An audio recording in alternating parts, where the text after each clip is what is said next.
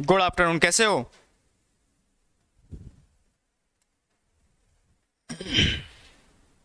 Late class कुछ नालायक बच्चों की वजह से होती है।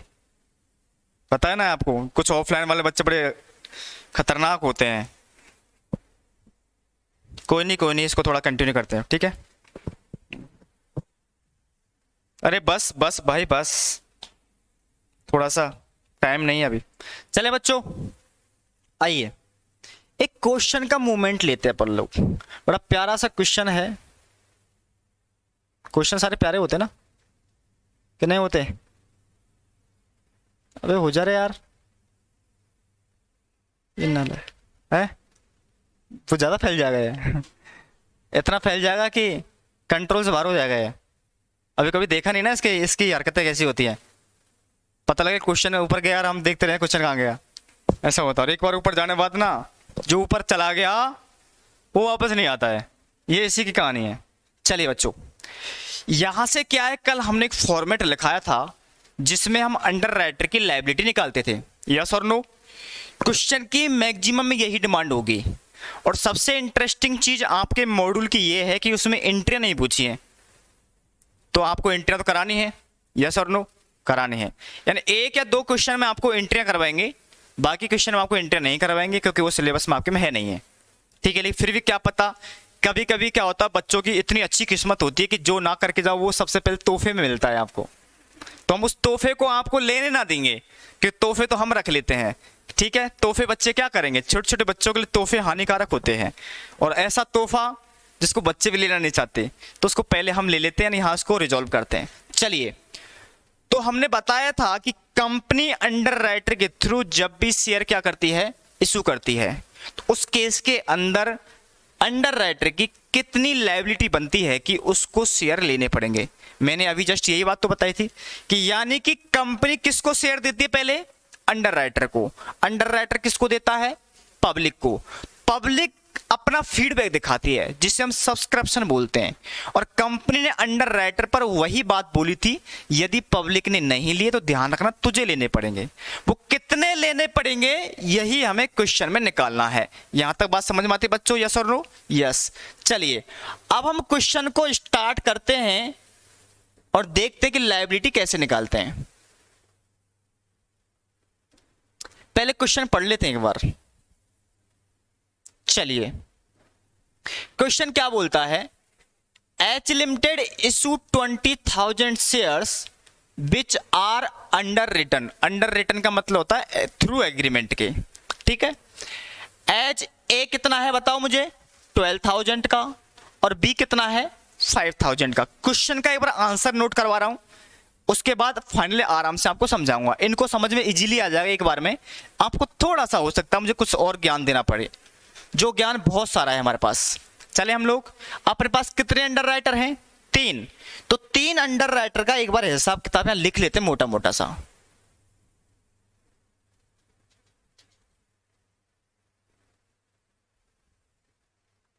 ये रहे 3 अंडर राइटर। जितने जितने शेयर्स की रेस्पॉन्सिबिलिटी अंडर राइटर ने ली है, उसे बच्चों बताओ क्या बोलते हैं हम, ग्रॉस लायबिलिटी। क्या बोलते हैं हम? यानी कि यहां पर कंपनी ने 20,000 शेयर इशू कर रही है अंडर राइटिंग के थ्रू, तो 12,000 कौन बेचेगा यहां पर, इसको दिए कि भाई ठीक है ए, सुनो हमारी बात, तुम्हें कितने शेयर बिकवाने हैं, 12,000। बी को कितनी गारंटी दे दी, 5,000 की। और सी ने कितनी ले ली, 3। ये वो वाले शेयर हैं जो ये लोग बिकवाएंगे, और नहीं बिके तो खुद को लेने पड़ेंगे। बात समझ में आती है? अब सर बताओ कैसे लायबिलिटी निकलेगी, तो सोच के देखो। इतने शेयर बिकवाने की रेस्पॉन्सिबिलिटी ली है, जितने बिकवा दिए हटा दो इसमें से, यस और नो? तो इसका मतलब क्या होगा, यहां से लेस होगा। कौन से शेयर, जो बिकवा दिए हैं। अब बिकवाए हुए शेयर में कौन कौन से था आपको पता है, एक को बोलते हैं मार्क्ड एप्लीकेशन। क्या बोलते हैं हम, मार्क्ड एप्लीकेशन और दूसरे को बोलते हैं अनमार्क्ड एप्लीकेशन। इस बात की कसम खा लो, लॉजिक मैंने डेफिनेटली बताया था, विद प्रैक्टिकल आपको एग्जांपल देके बात को समझाया था, बट प्रैक्टिकल करते समय दिमाग लगाना बंद कर देना। इतनी बात समझ लेना कि तीनों चीज को आंख बंद कर लो, कुछ देखा ही नहीं, तुम्हें तीनों चीज लेस करनी है। कौन कौन सी? मार्क्ड एप्लीकेशन, अनमार्क्ड और फर्म अंडर राइटिंग। बात समझ में आ रही है? लॉजिक बता चुका हूं, एग्जांपल सहित एक्सप्लेन कर चुका हूं। अब ये मत पूछना लेस क्यों किया है, ठीक है ना? यहां तक बात क्लियर है बच्चों? सर यस, यहां तक बात क्लियर है। अब देखो क्वेश्चन में कितने कितने दे रखे हैं। आओ चलते क्वेश्चन की तरफ। क्या लिखा हुआ है? क्वेश्चन बोलता है क्या, underwriter made application for firm underwriting as इतना इतना। ये बेटा क्या है बताओ मुझे? फर्म अंडर राइटिंग, यानी कि फर्म अंडर राइटिंग के रूप में अंडर राइटर ने इतने इतने शेयर लिए हुए थे। बात समझ में आती है? सर इतने इतने शेयर लिए हुए तो कहां जाएगा ये? तो फर्म अंडर राइटिंग का सामने लगाओ। बताओ कितने कितने बेटा? 1600 इसके हैं, 600 इसके हैं और 2000 इसके हैं।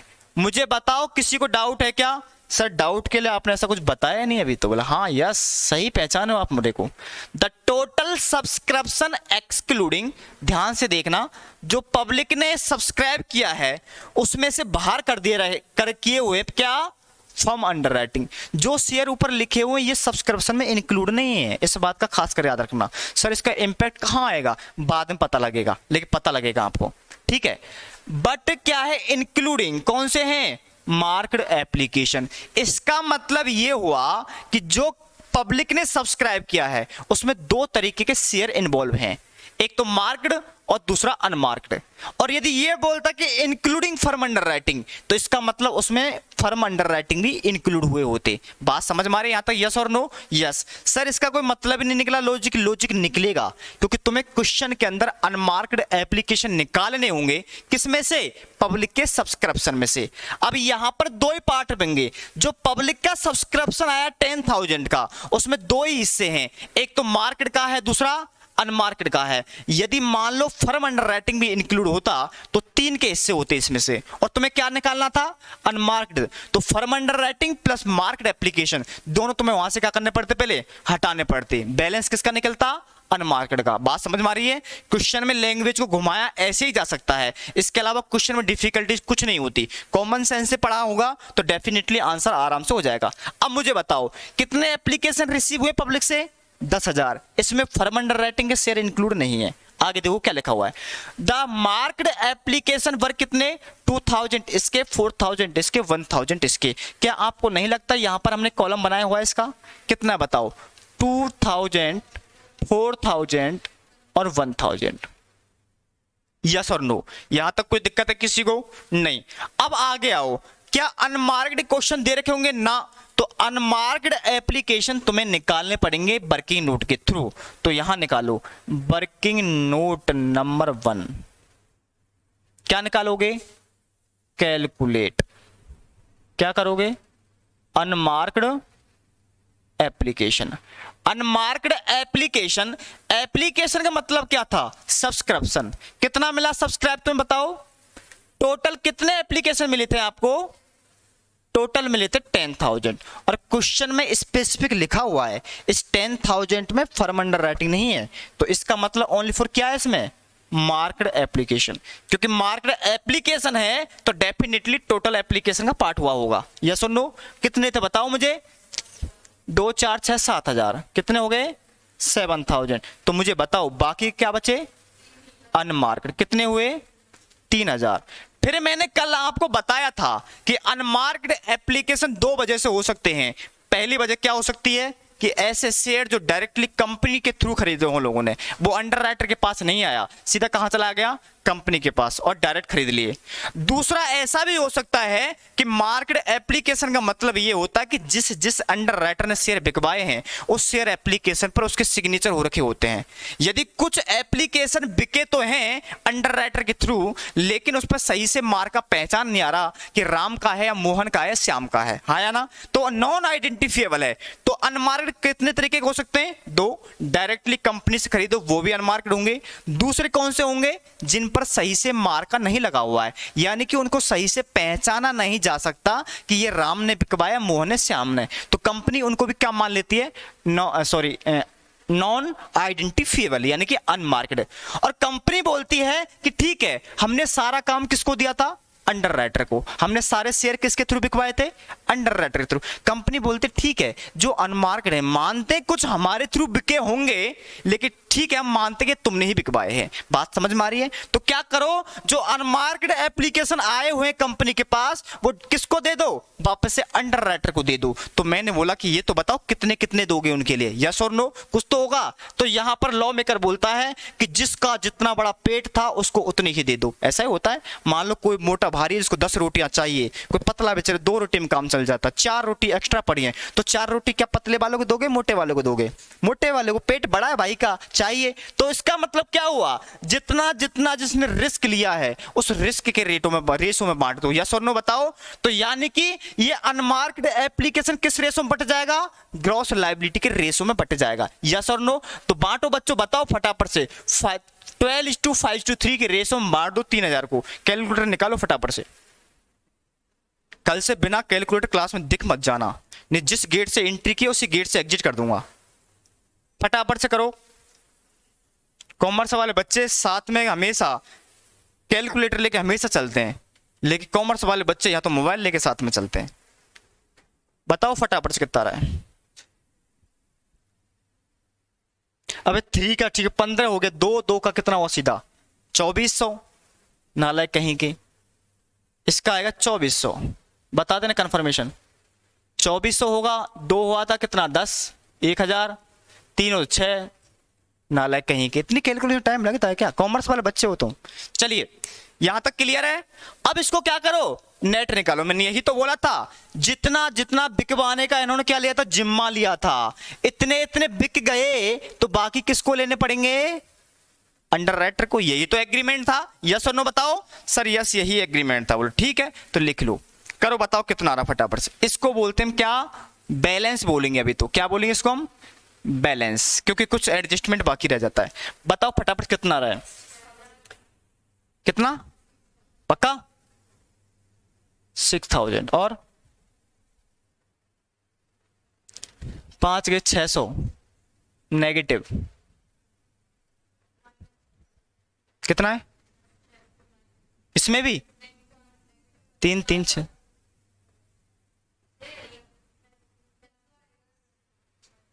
ठीक है, अब यहां सोच के देखो 1 मिनट के लिए, नेगेटिव का मतलब क्या है, नेगेटिव का मतलब क्या है, इतने बिकवाने थे, इतने बिकवा दिए, इसका मतलब पड़ला किसका भारी हुआ, ज्यादा बिकवाने का। यस और नो बताओ। तीनों जो दे रखे हैं, आपको नहीं लगता वो वाला पार्ट जो बिकवाया है इन्होंने, यस और नो, बिकवाने इतने थे, बिकवा इतने दिए, अभी भी शॉर्ट पड़ रहा है, इसका मतलब इसको लेने पड़ेंगे। बात समझ में आ रही है? यहां इतने गारंटी ली थी, बिकवा इतने दिए, तो इनका टोटल एक्सेस कर गया, इसका मतलब ज्यादा बिकवा दिए। यस और नो? समझ में आ रहा है कि नहीं आ रहा है?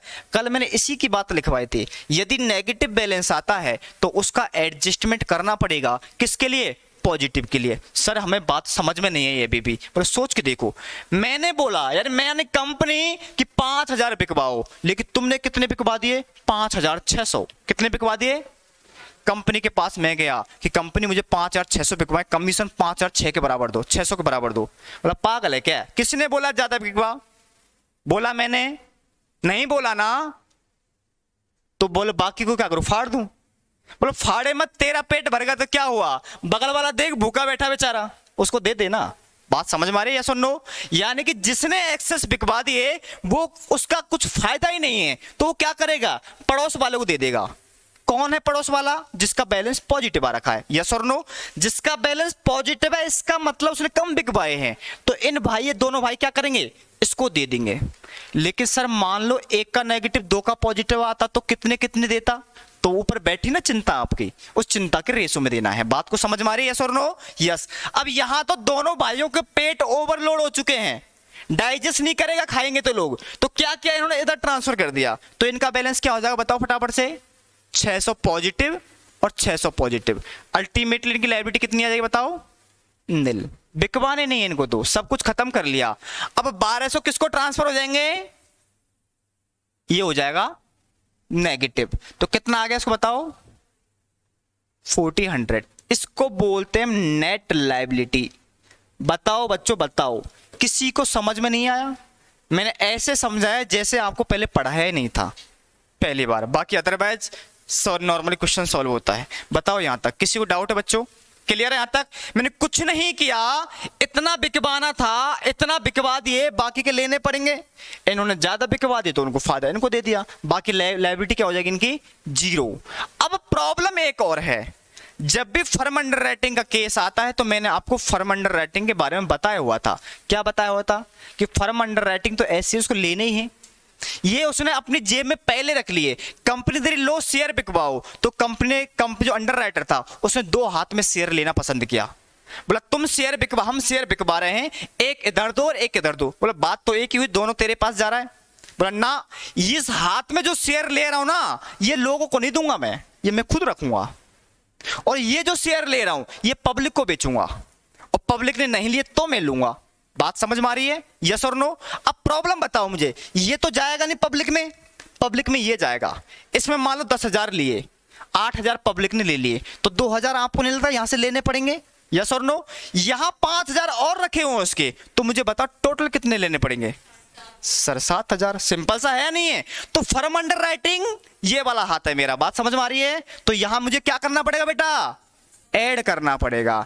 बात समझ में आ रही है यहां तक? सलोनी कोई दिक्कत तो नहीं है? ठीक है। फर्म अंडर राइटिंग क्लियर है बच्चों यहां तक? फर्म अंडर राइटिंग कितने हैं बताओ? अपने ऊपर लिखे हुए 1600 तो इसके थे, 600 इसके थे, और 2,000 इसके थे। क्योंकि इन बंदों के जेब में यही जाएंगे, क्योंकि इन्होंने इस हाथ में 600 ले रखे थे, इसने 2,000 ले रखे थे, इस हाथ तो खाली हो गया था, तो इनकी लायबिलिटी इतनी ही बनेगी।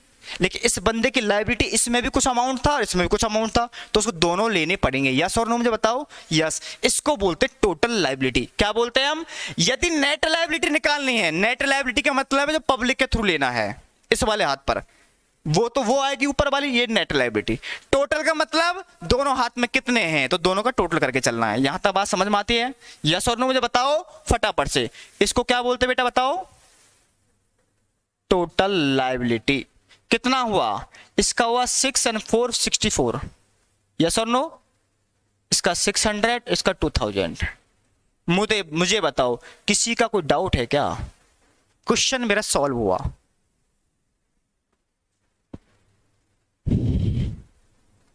इसको फटाफट उतार लो एक बार। अब शकल मत देखो पड़ोसी की।